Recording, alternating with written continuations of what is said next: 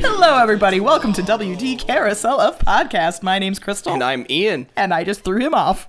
It's fine. That's kind of what we do. It's my job to do that. We got to keep each other, on our toes. Whatever. You know what I mean? It's fine. While we're sitting down. On that note, today we are going to be doing another game review. Woo! This is one that we have talked about wanting to do for a while, but we just haven't found the time to get together and actually play until recently. Right. And the game, as you can tell from the title, is Villainous, and it is a board game that. I have it. Yes, we have a picture. If you are watching this on YouTube, we have it. A copy. One of the expansions, anyways. This is the second expansion. Yes. No, for the first expansion, technically. The second game, first expansion, blah.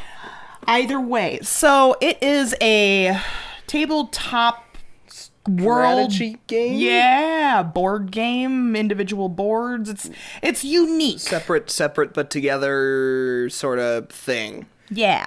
So this is a game that came out, you said, in 2018. It was August 1st of 2018, according to Google.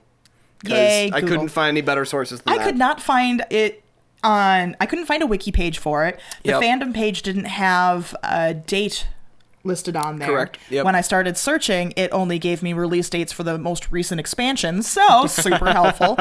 But yay, Google, for coming to the rescue. Exactly. Yeah. So we wish we had more citable sources, but we do not. So we're going to go with that as our date. But we have the physical, actual copies of the game. Right. So that's, we don't necessarily need it anymore. More or less, the date is irrelevant at this point in time because you can get it. Exactly. And you can get all of them. So. Yeah, so should we just go through a little bit about gameplay? Or do we want to start with... Let's do some stats here real quick on what it is, setup, all of that. Yeah. Because just like you were confused, even when you play the first time, you will be. You just will be. Like everyone... I will be... We'll get to that, because I was frustrated, but we'll talk about that a little bit later. Age range on this game technically states that it is going to be... probably my guess is 10 and up. Yep. And it says 40 to an 60, hour. Yeah. It might take you longer to play. It might, depending on if you're me and you're not very good at it. And a 10-year-old might have a hard time with the strategy side of this or understanding some of the rules. So what you do is each of you choose a villain to play. You have your own special board game with your own special goals, and you have to defeat your hero. So it's the same heroes and villains that we know. There are 12 of them out there currently. The original pack comes with 6, and then the 2 expansions come out with 3. Now, one of the nice things about this game is you don't have to own the original game to be able to play it. It's the only thing it shares with Cards Against Humanity. You literally, each one of them kind of functions in its own self-contained way, and you just mix and match as much as you want. Mm-hmm. So you can choose any one of these characters, and we'll just go over the list of the 12 that are available right now. So Ursula, Maleficent, Hook, Jafar, Prince John, Queen of Hearts. Yep. There's Yzma, Scar, Ratigan, then we had Evil Queen, Hades, and Dr. Facilier. Yeah. So you can choose any one of them from any of the packs, and you have your own goals. And basically, every time you play the game, you're relearning this game because it's completely different. It really is. Yeah. And the weird thing about it is, when you choose your character, you choose the villain you're playing as. That villain basically just operates in its own realm, like to a certain degree, and all you do is basically just try to win, let evil prevail, which is my favorite. Right. But also there's this weird side element of being able to like try to knock down other villains in their own little worlds. It's sort of Kingdom Heartsy in the way that it sort of like pushes around through other different Disney dimensions. You can if someone's doing too well, you can send one of their heroes after them, so they have to fight the hero. Right. The Disney Cinematic Universe. That's not a thing. I just made it up. It's okay. It's kind of a thing. It's not an official thing. But, I'm going to think about that. DCU? DCU. That feels like that sounds like it's for DC. Yeah. Anyway.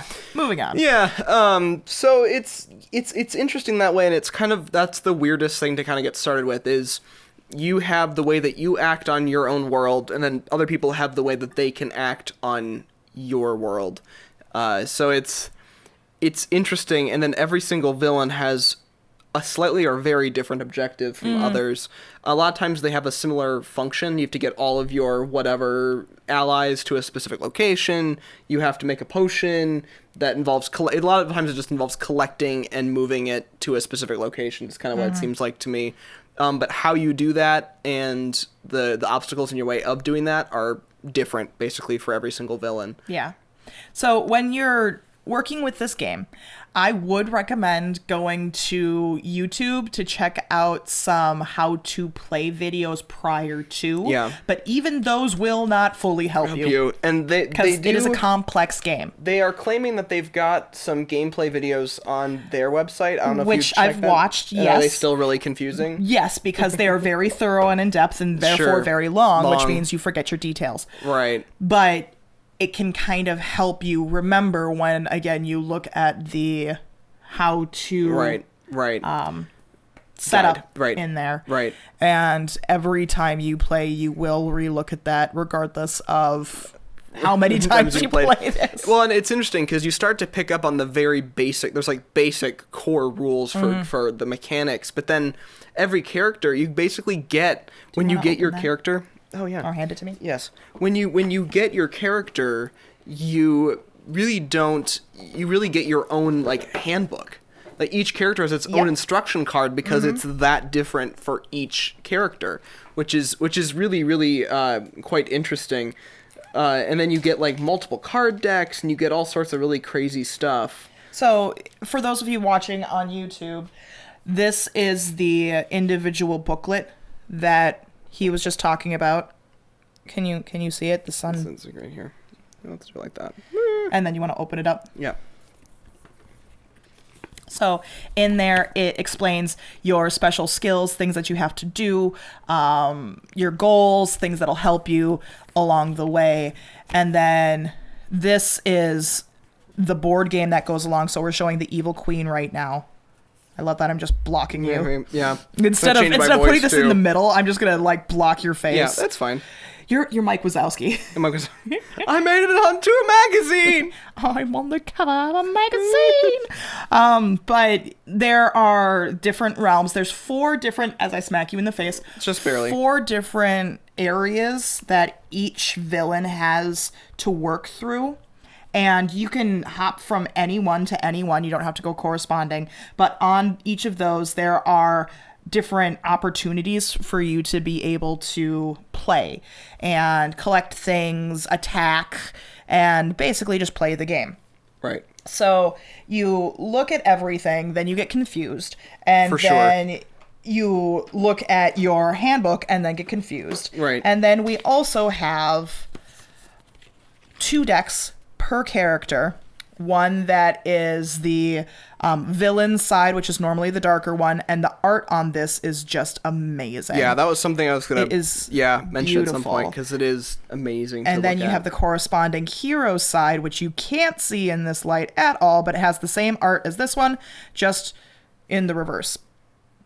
But each character has different art, and the art in this is just it's phenomenal. It's pretty, like, for a game, it's pretty breathtaking. Like, it's pretty amazing to see. Yeah, it reminds me of Magic the Gathering for the level of art. Yeah. And that's why I love Magic. I don't play Magic, but I love the art that goes along with it. Yep.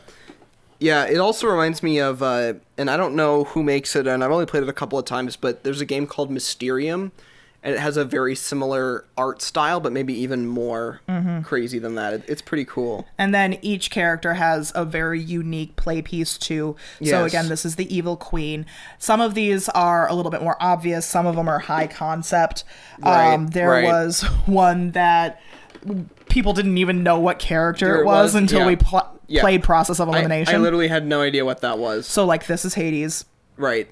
And it has the blue and the torchy hair and stuff. But, you know, it's it's a beautiful game. It is fun to play once you get used to it, but it can be very confusing. Absolutely. And that could lead into gameplay, because that was, so for me, let's talk about that a little bit. Like kind of our experience. I had not played. I know you had played it once before. Twice before. Mm-hmm. And we had 2 other people with us, and one had played it and one hadn't. Shannon had played it once, and Megan hadn't played it at all. And I never claimed to be like good at picking up board games. Like I'm not super fast at it, but this one like gave me like a little bit of trouble for sure. It was the fact that there was just a lot, like the learning curve, like there was a lot of stuff that happened all at once, and I didn't have time, but if I would have played it again, I feel like I would have had a very different experience, because once you get the basics of the really, really simple basic ground rules that the whole construct of the game lives in, then you can start to really understand like what the differences between the villains are, and that's when things get kind of fun. And for me, I was hooked on a couple of like base mechanic problems.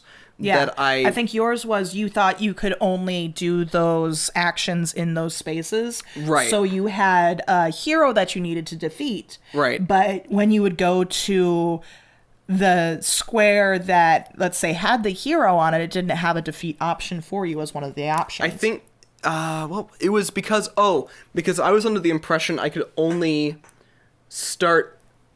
because the rule was I could only place my Titans, so my allies. You get these ally cards, and they can do your fighting for you. And I thought that I could only place them... He was playing Hades at this point in time. Yes. Yeah.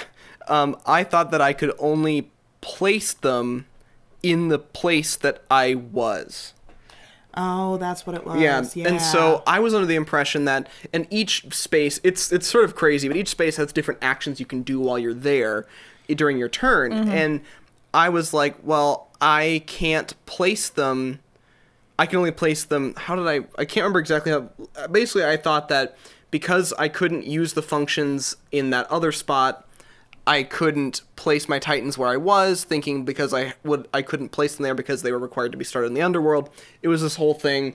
But it turns out I could just use them and place them wherever I wanted, and that was that would have actually quite dramatically changed my gameplay entirely. It would have greatly enhanced the amount of stuff I would have gotten done in that period of time, which was a bummer, but I won't make that mistake again. Yes, so now you know. Now I know. So it's definitely one of those things where you got to play it probably a couple of times before you start to really get the hang of all the base mechanics. It's basically the end of the game, the first game, you're going to be like, oh, okay, I think I get it now. Right. But that's about an hour and a half or two depending on how long it's taking you to stumble through the first game. Like I said, this says supposedly 40 to 60 minutes. I would say that's for people who have experience with the game. And continue to click through it fast. And they're goal-oriented. They keep going.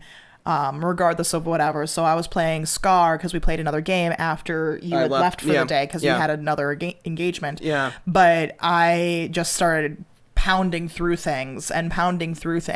And my goals were really easy, really defined, and I knew exactly what I needed to do. Whereas Shannon, her goal was to get a character on the board, which was buried in one of the card piles. Right. So she didn't know what was happening, and so she started actually having panic attacks and like, I'm not going to be able to do this, I'm going to lose. And then boom, right before I won, she pulled the card that she needed, placed it, and won.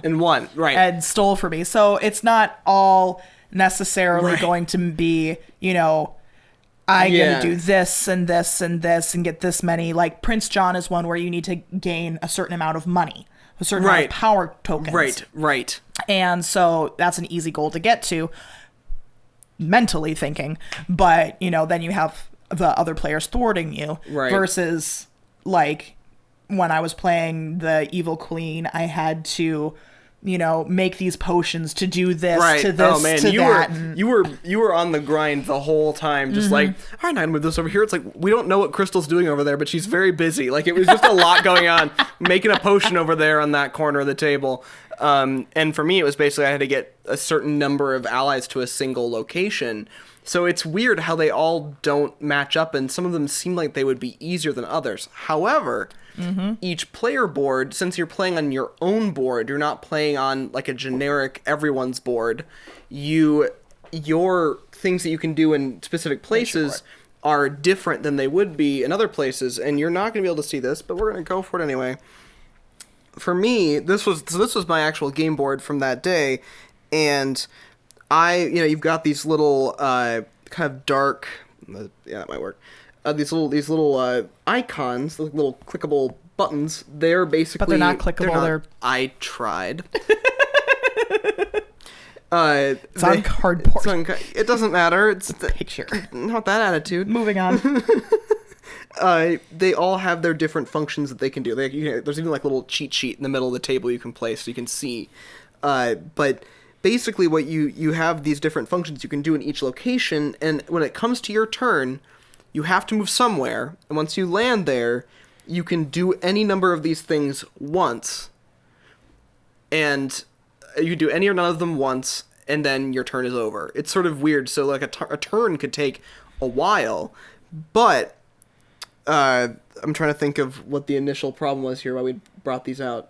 Well, also, if you're going to notice up on the top here, they have two of them that are in a more kind of opaque little rectangle area, and that's where other people who are playing against you can play one of your heroes to essentially block some of those your action forms from you to be able to utilize them. So whether it be, I'm going to block you here from being able to attack or move or take away money or just whatever it is. Right. Yeah, so there's basically, if you're listening, there's 4 different functions you can do in the top on two. A standard card, on a standard location in your realm, on your playing area. And if somebody does play a hero onto one of your locations, it will effectively cut the functions you can do in that location by half. And so for me, I was thinking, because I couldn't place a card, I couldn't place my allies because that person was blocked there, I didn't think I could go to another location and place them in the first location.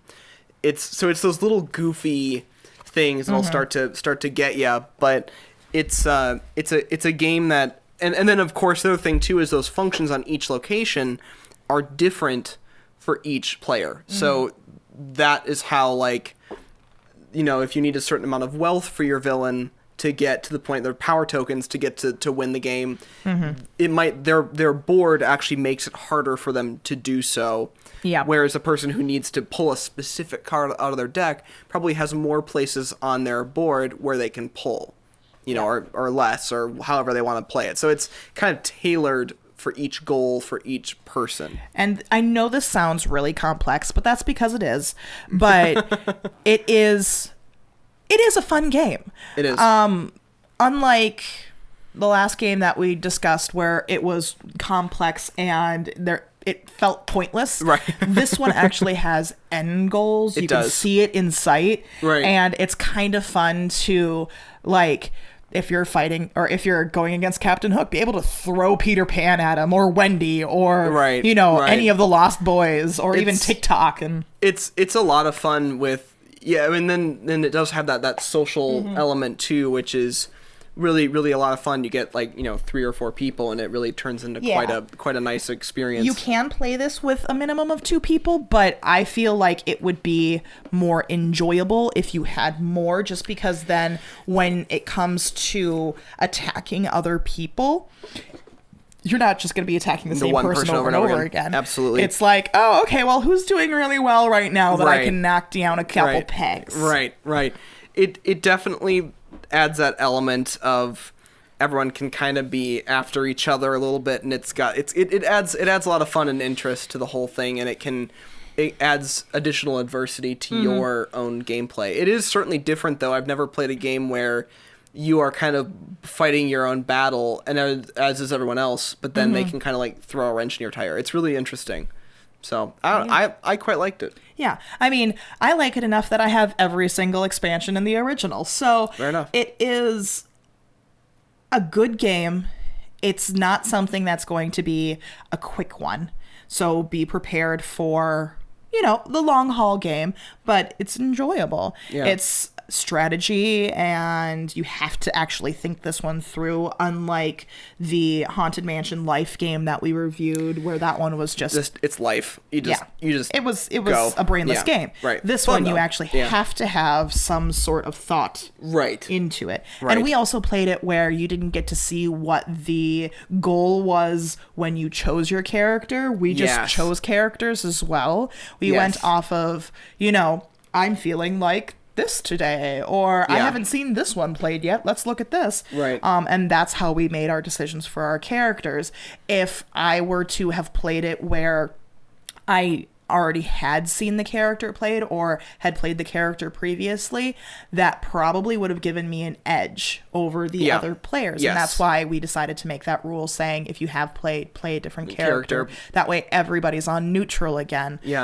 Which I think is actually a good option for this game, to bring new people in instead of giving those people who have the experience the edge. Right. Because if you already know what you're doing and then you're playing against someone who has no clue whatsoever. Right. It's going to be not as fun weighted for anybody. It's going to be very weighted. Yeah. And I think that's the other thing too that gives the game a lot of replay value is you get they seem like they keep creating expansions for all these different villains, which is cool. And they have plenty of more villains to build up pull against. on. Yeah, exactly. And you can play a character new and learn it all over again, and you can go back and play one and try to do it with more strategy. So you have all these different options. There's so much variety and different things you can do depending on what mood you're in. I think it's a really well thought out game that way. Yeah, and it's not too much of a financial commitment when you're talking about just getting one of the standalone expansions that you can play on your own too. It's $20-$25, and then you have a really good quality game to be able to take the afternoon. Yeah. Exactly. Good rainy day game. So, as far as you've seen, now you've only played one game, but you've seen people play 4 different characters, including yourself. Yeah. Of those 4 characters, which one do you think would have been your favorite? For the goal, and we're not gonna spoil that for you, but for the challenge that they had to do, what seemed the most enjoyable of the ones that you saw during that game? I think the problem was I was just so freaking focused on trying to figure out my own goal that it was hard to kind of keep track of everyone else's. Okay. To me, I can't remember who had, was it Megan who had tokens? She said to get like a certain number of tokens, or am I thinking incorrectly? I was playing the Evil Queen. And you had to make a potion, but I feel like Megan had to just like collect stuff. Like a certain number of tokens plus or something else. Somebody had one where they had 2 different choices. And that one looked like it was kind of fun. I don't remember what she played as. Well, Shannon played Radigan, and so that's where her objective changed. Radigan's was interesting. I probably would have wanted to try Radigan, because that was... It's like, she's like, I either do this, or I do this? Okay. And so you basically get to choose one of those. Well, you have to start with one, and then if the outcome changes, you have to flip it over to the other. So it was just, it's interesting. Yeah. Of the characters that I've seen played, which I honestly think I've seen everybody played at this point in time. I don't think I've missed one character. My favorites would be the Queen of Hearts was a lot of fun to watch. Okay. Because it's all croquet based. Everything that they had to do was taking cards and turning them into this and that. It was fun to play. I did play that one. Yeah. Scar almost seemed too easy. But then I still didn't win that round. Shannon. Just like Prince John seems too easy. So there's definitely some sort of balance that they're doing with the game to make it everyone has kind of a shot. But very cool. Yeah. And I just want to say I'm happy with the character choices that they made for this game, because they didn't just do the classic, villains, the ones, and only choose the ones that everybody's super familiar with. Right. They brought out Ratigan, which... Right. Not many people know who Ratigan is. If you're familiar with this channel, you know that The Great Mouse Detective is one of my favorite movies. Yeah.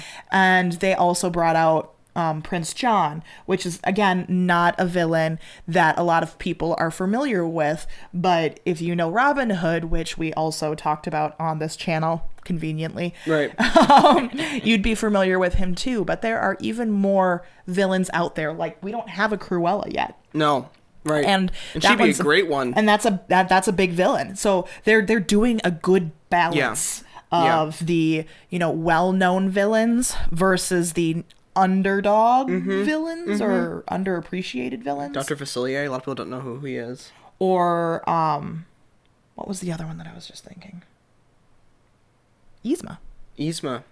I mean, Yzma has her fan base for sure. She has an underground following, that's for sure. But as far as one of the big villains that you're going to see Disney advertising when they do villains things and Halloween things. She's certainly not one of them. No. Like, I'd love to see an Oogie Boogie one. Yeah, that'd be cool too. That would be a fun board to play. I don't know what exactly would happen, but I could see it be something along the lines of his roulette wheel that he has underneath with goals and that sort of thing. That's kind of cool. Yeah. And obviously his hero would be Jack that he'd be having to fight. Maybe it's keeping Santa Claus versus letting Jack steal. I don't know. Right. So, Disney, if you're listening to this, do an Oogie Boogie board. There's your concept. There's your goal. Free to you from us. But yeah, I can see them doing even more expansions in the future. Yeah, I think it's an easy one, and I think people will continue to like it and buy it, and cool. Awesome. I enjoyed it. So that has been our review on Villainous. Yes, indeed. And so if you are interested in the other games that we've talked about, go ahead and check out those episodes, as well as if you're wondering what's coming up next, check us out on Patreon, because we have our schedule out there. The schedule is out on Patreon, and it's also not locked to patrons. So if you want to take a look at it, it's there. And if you feel like you would like to subscribe to Patreon, you get some added benefits on top of that, including getting those episodes early. So might be kind of interesting to do. And we especially if you're going to be buying this present for Christmas for one of your, kids or something, or another game that we have coming out, because we're going to be doing another review game or game review before Christmas. Yep. So that'll give you a heads up on maybe a little bit of shopping. Yeah. Cool. On that note, this has been WD Carousel of Podcast. My name's Crystal. And I'm Ian. And we hope you have a great, big, beautiful tomorrow. Bye, everybody. Beautiful tomorrow, just a dream away.